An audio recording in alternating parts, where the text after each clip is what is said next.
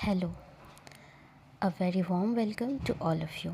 Today we are here to understand what is UPSC examination syllabus and why is this so long and mostly seems it like this is so complicated. That's why most of the people afraid to go in this path. So good morning and here I am welcome all of you. Now बहुत सारे लोग ऐसे हैं जिनको तैयारी करनी भी होती है, उनका मन करता है, बट देन अगेन हमें डर लगता है कि यार ये सिलेबस पता नहीं क्या है, कैसे है, कितना लंबा है, हमें कितनी प्रिपरेशन करनी पड़ेगी, ऊपर से इतना मुश्किल सिलेबस है, मतलब लेयर में लेयर है। तो हाँ, इजी तो है नहीं ऑब्वियसली, बट हम इसे थोड़ा समझ सकते हैं। So like I right the questions कि हाँ सिलेबस लंबा है, कॉम्प्लिकेटेड लगता है और हम इसको सिंक्रोनाइज़ कैसे करें। तो उसके लिए पहले हम देखते हैं कि हमारा सिलेबस क्या है। ओके, सो यूपीएससी में दो दो फेजेस है, ठीक है। मोस्टली ये प्री है और मेंस है। प्री में तो खैर देखिए दो ही पेपर होते हैं, एक GS1 होता है, दूसरा CSAT होता है। और CSAT हमें 33% ला के बस क्वालिफाई करना होता है, ये क्वालिफाइंग नेचर का है। और पेपर 1 में हमारा GS प्लस करंट अफेयर होता है, करंट अफेयर्स रहते हैं। और GS में भी पूरा GS नहीं होता है जितना मेंस में होता है, बट हाँ काफ़ी कुछ होता है, लाइक यू कैन से 80% और 70% तो होता ही है।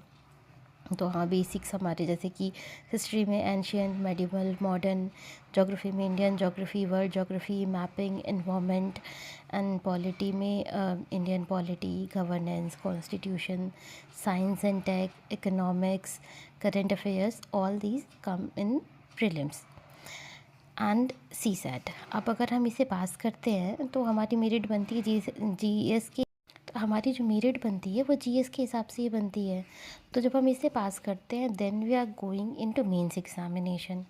अच्छा, मेंस में भी कई सारे लेवल्स होते हैं, like paper A and paper B, ये दोनों क्वालिफाइंग नेचर का है। पेपर ए जो है वो इंडियन लैंग्वेज है, मतलब जितनी भी हमारे कॉन्स्टिट्यूशन में लाइक 22 लैंग्वेजेस है उनमें से आप कोई एक चूज़ कर लो, उसको क्वालिफाई करना है। और उसके बाद इंग्लिश लैंग्वेज क्वालिफाई करना है। जब आप ये दोनों क्वालिफाई कर लेते हो then here comes the main thing, like paper 1 is essay, ठीक है। यहाँ से जो हमारे मार्क्स होते हैं वो कैलकुलेट होना स्टार्ट होते हैं। और पेपर 1 हमारा ऐसे है, पेपर 2 GS1, लाइक इसमें हिस्ट्री है, ज्योग्राफी है। और हिस्ट्री में भी ancient, medieval, world, modern, geography में इंडियन ज्योग्राफी, वर्ल्ड ज्योग्राफी।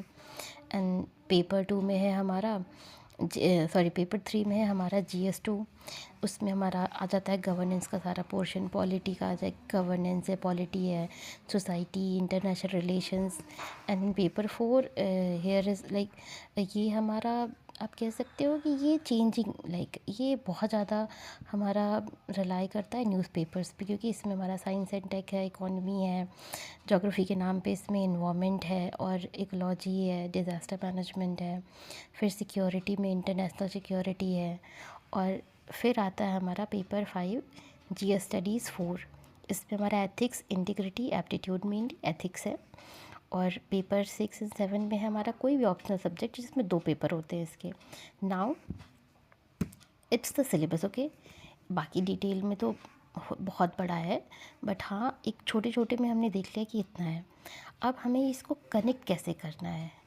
पहली चीज़ तो जो एग्ज़ामिनर होता है उसका देखिए, इतना लंबा सिलेबस रखने का सबसे पहला जो होता है ना कि बहुत लंबा, तो एग्ज़ामिनर को ये भी देखना है ना कि इतने सारे बच्चे जो फॉर्म फिल कर रहे हैं उनमें कितने सीरियस हैं।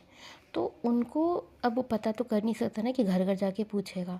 तो उसके लिए प्रीलिम्स है, क्योंकि प्रीलिम्स में उसका पर्सपेक्टिव ये है कि उसको चेक करना है कि आप कितनी सीरियस एस्पिरेंट हो।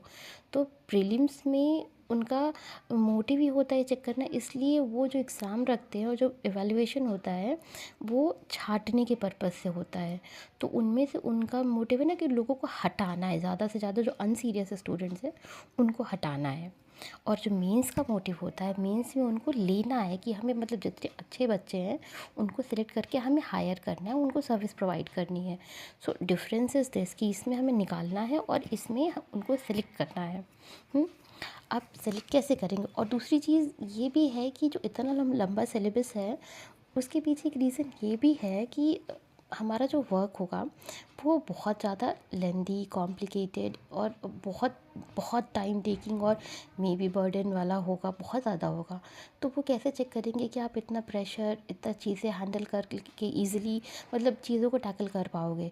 तो इसके लिए भी उन्होंने इतना लंबा सिलेबस दे रखा है कि how you can choose what you have to read और what you not have to read. Main thing is कि हमें क्या नहीं पढ़ना ये हमें पता होना चाहिए। तो ये सब चीज़ें वो इस सब के थ्रू चेक करते हैं। लाइक देखिए, सबसे पहले तो ऐसे है, ठीक है। ऐसे में तो मोस्टली हमारी अंडरस्टैंडिंग होती है किसी भी टॉपिक को लेके कि लाइक बस एक लाइन टू लाइन तो है नहीं है, इसमें हमारी पूरी अंडरस्टैंडिंग होती है कि हम मतलब ओवरऑल जो भी चीज़ें हैं उसमें फ़िलोसफिकल व्यू भी है, स्टैटिकल व्यू भी है, तो ये पूरी हमारी अंडरस्टैंडिंग के बेसिस पे है। बट ये चीज़ें जो है मोस्टली हमें प्रॉब्लम क्रिएट करती हैं ये चीज़ें, ठीक है। आप इसको कैसे करते हैं? देखिए, सबसे पहले किसी भी जगह को अगर आप किसी भी जगह के आप डीएम बने तो आपको वो जगह के बारे में अच्छी नॉलेज होनी चाहिए, तभी आप उस जगह के बारे में डिसीजंस ले पाएंगे। तो कैसे होगा? अगर आपको किसी जगह पे एज ए डीएम अपॉइंट कर दिया, तो सबसे पहले आपको उस जगह की हिस्ट्री पता होनी चाहिए। और हिस्ट्री भी भाई बहुत टाइम से स्टार्ट हो रखी है, तो हिस्ट्री में भी काफ़ी फेजेज़ है, इसलिए कि एंशियंट हिस्ट्री है, फिर मेडिवल आया, थोड़ा ट्रांजिशन का फेज़ था जिसमें बहुत सारे ये मुगल्स वगैरह आए और भी लोग आए, बाहर के लोग आए। फिर उसके बाद हमारा ये फ्रीडम फाइटिंग स्टार्ट होता है, नेशनल मूवमेंट, जो हमारे मॉडर्न हिस्ट्री का पार्ट है, जो कि बहुत इंपॉर्टेंट भी है। फिर वर्ल्ड हिस्ट्री इसलिए भी है क्योंकि जो हमारी हिस्ट्री है वो भी काफ़ी ज़्यादा अफेक्टेड हुई है बाकी कंट्रीज़ से भी, क्योंकि जब हमारा नेशनल मूवमेंट चल रहा था तो बाकी कंट्रीज़ में भी बहुत कुछ चल रहा था, जिसकी वजह से हम लोग भी इंस्पायर हुए। तो कहीं ना कहीं ये सब चीज़ें शेप देती हैं हमारी सोसाइटी को, हमारी कंट्री को। That's why history is important. अब आप हिस्ट्री समझ गए, नाउ आपको उस जगह की जोग्राफ़ी भी पता होनी चाहिए। सपोज़ आपको कोई स्कीम हमें आपको अप्लाई करनी है, तो अगर आपको उस जगह की जोग्राफ़ी पता होगी तो आप उसको ज़्यादा अच्छे से अप्लाई कर पाओगे। जैसे कि कौन सी जगह है जहाँ पे रिवर्स है, कौन सी जगह है जहाँ की सॉइल ज़्यादा फर्टाइल है, या कैसी सॉइल है, सॉइल ज़्यादा मॉइस्चर ज़्यादा एब्जॉर्ब करती है या नहीं। ये सारी चीज़ें समझने के लिए वहाँ का प्रेसिपिटेशन कैसा है, ह्यूमिडिटी कैसी है, और वहाँ का लैंडस्केप कैसा है, टोपोग्राफी कैसी है, तो ये सब भी आपको समझना पड़ेगा। तो पहले आपने समझे कि वो सोसाइटी का हिस्ट्री क्या है, कैसे लोग कहाँ से कहाँ तक इवॉल्व हुए हैं। फिर ज्योग्राफी की कैसी उस जगह की टोपोग्राफी है, कैसा वहाँ का इन्वायरमेंट है, कैसा टेम्परेचर है, कैसा मतलब पूरी चीज़ उस जगह का, कि बारिश वारिश कैसी है, किस तरह का वहाँ वातावरण है। अब ये सब आप समझ गए, ठीक है। तो अब आता है ना कि पॉलिटी। तो आपको कोई चीज़ वहाँ पे अप्लाई करने पहले तो आपको समझना पड़ेगा पॉलिटी में एक्चुअली है क्या। पॉलिटी में देखिए काफ़ी सारी चीज़ें आती हैं। सबसे पहला है कॉन्स्टिट्यूशन, फिर आता है कि आप लोगों को गवर्न कैसे करें, लाइक गवर्नेंस हो गया। अब गवर्न आपको किसको करना है? सोसाइटी को ही करना है। तो सोसाइटी में भी अलग अलग ट्रेडिशंस है लोगों की, अलग अलग कल्चर है, उन सबको समझना। एंड देन इंटरनेशनल रिलेशंस, क्योंकि अगेन इसमें भी लॉज हैं। ये सेक्शन आपका पूरा डील करता है लॉज से, लाइक कॉन्स्टिट्यूशन। फिर देखिए वही आ जाता है कि कॉन्स्टिट्यूशन समझने के लिए आपको हिस्ट्री जाननी पड़ेगी। हिस्ट्री पता चला है तभी तो हमें समझ में आया कि हमारा कॉन्स्टिट्यूशन आया। कॉन्स्टिट्यूशन में काफ़ी सारे रूल्स रेगुलेशंस हैं कंट्रीज़ के लिए, कंट्री के में रहने वाले पीपल के लिए है, और हमारी गवर्नमेंट के लिए है, पुलिस के लिए है, सुप्रीम कोर्ट के लिए भी है। तो जितने भी हमें लॉज मिल रहे हैं वो सारे पॉलिटी में ही डिराइव, पॉलिटी से यानी कि कॉन्स्टिट्यूशन से डिराइव्ड हो रहे हैं। तो वो समझना ज़रूरी है। और उन लॉज को गवर्न कहाँ कर रहे हैं? आप सोसाइटी में कर रहे हैं, और सोसाइटी में बहुत सारे लोग हैं, कई सारे कास्ट, रिलीजन, रेस के लोग हैं। तो उन सब की ट्रेडिशनल वैल्यू समझने के लिए आपको हमारी सोसाइटी भी समझनी पड़ेगी। तो उनके साथ हमें जस्टिस करना है, that's why it's social justice. और आपको सोशल जस्टिस करते हुए उन्हें गवर्न करना है, यानी कि गवर्नेंस पोर्शन आता है। और फिर हमारे लॉज, भाई सोसाइटी को गवर्न करेंगे तो सोसाइटी ट्रेड वगैरह भी कर रही है, और ट्रेड वो केवल इंटरनल तो कर नहीं, एक्सटर्नल भी कर रही है। तो हमारे यहाँ इंटरनेशनल रिलेशंस भी आते हैं, क्योंकि वो लोग भी हमसे ट्रेड कर रहे हैं, हम भी उनसे ट्रेड कर रहे हैं। फिर अगेन ये सारे लॉज का मामला है। तो ये हो गया हमारी पॉलिटी। अच्छा, अब आपको ये सारे लॉज वगैरह पता चल गए, लेकिन ठीक है, अब ये हमें पता चला यहाँ पे। तो अब यहाँ पे आते हैं 4th नंबर पे। लाइक ये हमारा सेक्शन है कि जिसमें चीज़ें चेंज हो रही हैं, ठीक है। ये हो चुकी चीज़ें हैं, इसमें आपको पता चला कि कितने रूल्स रेगुलेशंस, अब ये रूल्स रेगुलेशन चीज़ें कैसे चेंज हो रही हैं। लाइक कि साइंस में काफ़ी कुछ डेवलप हो रहा होगा, ठीक है। इकॉनमी यानी कि जैसे यहाँ बोला कि ट्रेड करें, तो ट्रेड कहाँ पे आएगा, इकॉनमी में आएगा, क्योंकि साइंस में लोग टेक्नोलॉजी बना रहे हैं, उसको यूज़ करके बिज़नेस कर रहे हैं, बिज़नेस करेंगे तो इनकम आएगा, और लोगों की भी अपनी ज़रूरतें हैं, तो बिज़नेस हो रहा है, ट्रेड हो रहा है, और सर्विसेज भी हो रही हैं, एग्रीकल्चर हो रहा है, सब कुछ हो रहा है। तो ये सारी चीज़ें आगे हमारे यानी कि पैसों का जो भी मामला है, जो भी ट्रांजैक्शन से लेन देन है, या सबकी ज़रूरतें हैं, वो सारी हमारी इकॉनमी के अंडर आती है, चाहे वो गवर्नमेंट की ज़रूरत हो, चाहे वो लोगों की ज़रूरत हो।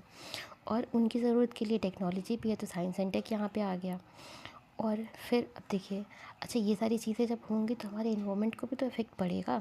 तो कुछ पॉजिटिव पड़ेगा, कुछ नेगेटिव पड़ेगा, कुछ हम उनको बताएंगे कि मतलब कैसे हमें लोगों को अवेयर करना है कि हमारे इन्वायरमेंट को बचाएं। और जो बायोडाइवर्सिटी यानी कि कई तरीके की चीज़ें हैं, उनको कैसे हमें कंज़र्व करके प्रिज़र्व करके रखना है।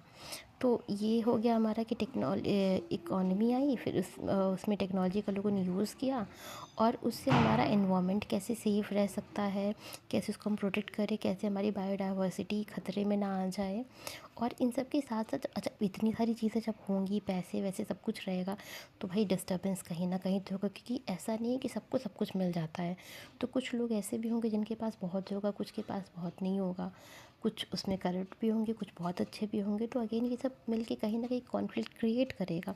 तो उसमें हमें सिक्योरिटी का भी ध्यान रखना है।